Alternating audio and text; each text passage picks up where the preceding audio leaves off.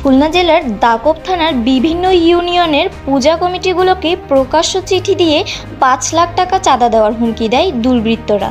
মোট ৩টি পূজা কমিটির কাছে প্রাপ্ত চিঠির নথি এসেছে। প্রথমটি হলো কৈলাসগঞ্জ ইউনিয়ন, দ্বিতীয়টি কামারখোলা ইউনিয়ন এবং তৃতীয়টি হলো সুতারখালী ইউনিয়নে।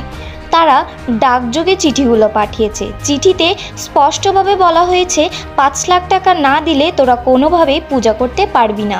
কালিনগড় বাজারের যেখানেই টাকা দিতে বলবো সেখানেই দিয়ে যাবি। প্রশাসন আমাদের কেনা গোলাম, তাই চালাকি করে কোনো লাভ হবে না। এই সব কথা যদি প্রশাসন মহল, সাংবাদিক বা ভিন্ন কাউকে জানাস তবে তোমাদের কচুকাটা করব। তোমাদের পরিবারও রেহাই পাবে না এবং আল্লাহর কসম করে বলছি টাকা না পেলে তোদের কেটে টুকরো টুকরো করব। এইসব বলে হুমকি দেওয়া হয়েছে। এই ধরনের ভয়ঙ্কর হুমকি এলাকার সনাতনীদের মাঝে আতঙ্কের সৃষ্টি করে। সকল প্রশাসন ও আইন শৃঙ্খলা বাহিনীর কাছে দ্রুত কার্যকর ব্যবস্থা গ্রহণের দাবি জানানো হচ্ছে। সনাতন ধর্মাবলম্বীরা সরকার পতনের পর থেকে বিভিন্নভাবে অত্যাচারিত হয়ে আসছে।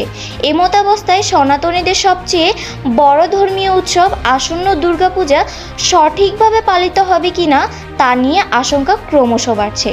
সাম্প্রদায়িক গোষ্ঠীর এই সকল কার্যকলাপ চলতে থাকলে এ দেশ অচিরেই সংখ্যালঘু শূন্য হবে।